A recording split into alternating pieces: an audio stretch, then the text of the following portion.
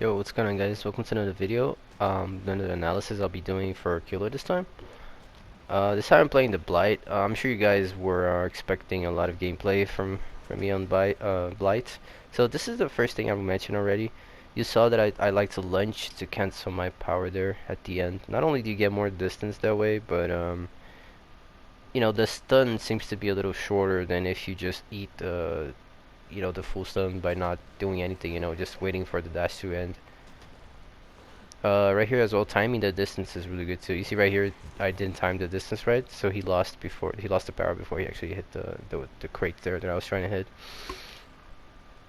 This is still like one of my first games with him, so I'm not like I kind of have an idea what I'm doing, but I'm not really like 10k hours experience with the killer. You see again, I always like to do the lunge before ending, and really from what I seen, what I think and what I've seen. I think his strength is really just the mobility. He's essentially like a Billy, but without a chainsaw, in terms of mobility. Like he has like Billy type of mobility, but he doesn't have a lethality of the Billy. He can't really hit you with a one shot. He's definitely cannot use for most loops. He cannot use his power on, but he's really good at covering the map and pressuring everyone because of his mobility. So that's how you want to use him. Also, they patched him. This was after the patch where they allowed him to break pallets with his power now. That was a really good patch actually. Because now, he breaks a little faster than actually doing the animation. So it's much better that way. So here this game I think was also a very good example of a bit of strategy as well. Because overall, I don't think the Blight is really that strong of a killer, man. Like he might be better than a Wraith, for example, or something like that, simply because of the mobility. But that's about it. Like the only difference he has from a basic killer with no power is because his power is really common and impossible to use out of chase. So you see, like right now, I can't really hit him with my power there. The loop is too short. She always makes turns before I can hit the wall and turn my camera. So it's just like not very practical. Not just that, but his power, even if you're like a god or something and you never miss when you try to hit something, it's still like a gamble because sometimes the hitbox is kind of weird. Like sometimes it hits the walls where it looks like it shouldn't have hit. Other times it doesn't hit what it looks like it should have hit. So it's hard to gauge, to be like perfectly accurate when you're gonna hit it. Like for example, right there, I didn't want to hit that thing on the right, but it did. I was definitely not looking at it. I was kind of looking towards in the middle of it, but it still hit it. So you know what I mean? Like the hitbox is kind of all over the place. So it's really not that consistent enough to begin with that you would want to even attempt to use that on a chase. Because if you miss on a chase, you're just gonna get stunned, and then the chase to last last even longer. Maybe you lose like some good positioning. Now this, for example, is a good time to use the power right there, because she's pretty much running in a straight line.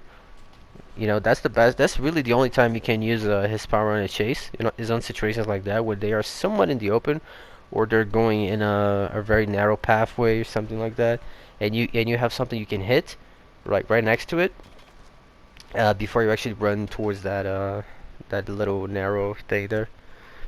I think they could make it so for him to actually be able to use his power on chases, they would have to make it so he can already do the hit on his first dash, and he would not have to hit the wall before being able to attack. If they buff him on that, then he could actually become close to a top tier killer. He could be up there because it would be more like a Billy that doesn't have to charge his chainsaw, which would be really good. But a Billy doesn't have to charge the chainsaw, but it doesn't down you on one hit, so it's kind of balanced in that way. And he would be much stronger as well as having the mobility. He would still be able to use his power better on chases. So I mean, that's the only thing I would change on him if I were to make him more competitive. If I were the devs, is really just give him like right now, you can run and hit him right away. You don't have to hit the first wall before being able to attack. That's the only thing I would change.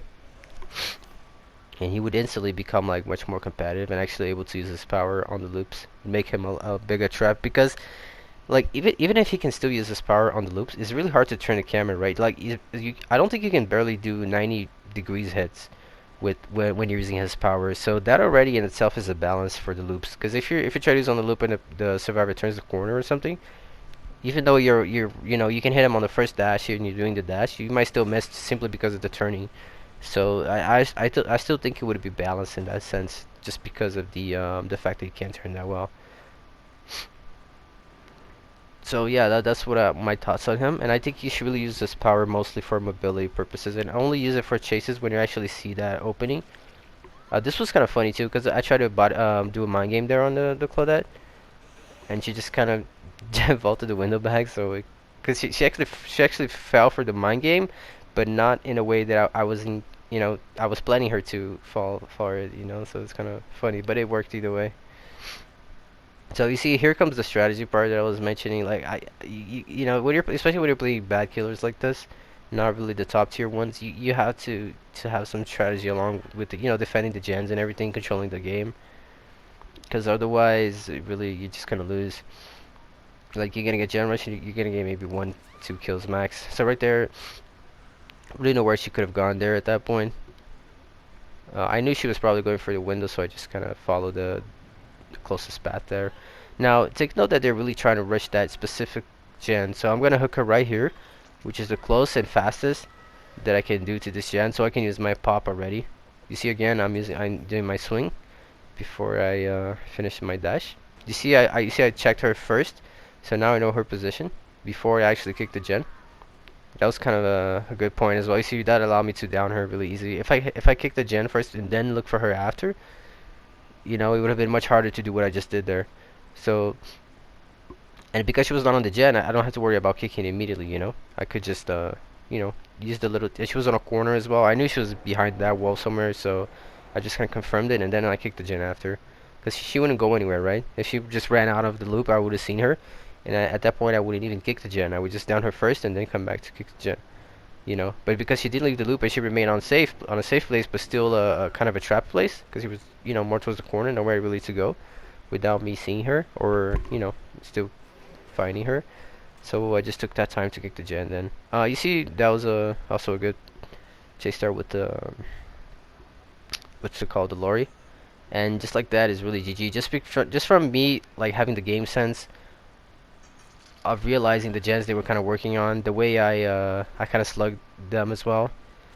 I think I kind of skipped the bit of the explanation there, but if you go back, after I downed the Claudette, I was already expecting the lorry to go for the save, and I was also expecting the direction she was coming from. And if I'm not mistaken, I believe I found her behind a rock or somewhere there. That was also, it was not like 100% by chance. I actually had a very educated guess that she was on that spot. I believe if I remember correctly, I actually saw some crows. So if you guys go back on the video, you probably can confirm all that I'm talking right now. But I think I actually saw some crows on the near to those rocks, which was what confirmed to me that she was somewhere in that area. And then I was able to find the lorry and get the last down. And yeah, but I kind of knew already she was going for the save. I was already planning on selecting the Claudette, and just because it's a 3v1, right? So if I can find the lorry, I don't have to like pick the Claudette immediately. And because if I picked the Claudette immediately, then the lorry would have easily got that save, So yeah, guys, that's a bit of the Blight for you guys. That's my opinion on him. That's what I would change. And you saw right there a bit of I probably missed a bit on the strategy, but at the end there, I'm sure I was able to explain most of it. From the point where I chose to hook the mag and Y and forwards. And you guys saw some chases. You also saw me using the power on the on some of the loops, but mostly you can't really use it. He's really just like a mobility killer type of killer, but still not much lethality. He needs that hit on the first chase, on the first rush, to be more competitive. But yeah, guys, that's the video. That's some Blight gameplay for you guys, and I'll probably bring more soon. So take care. See you guys on the next one.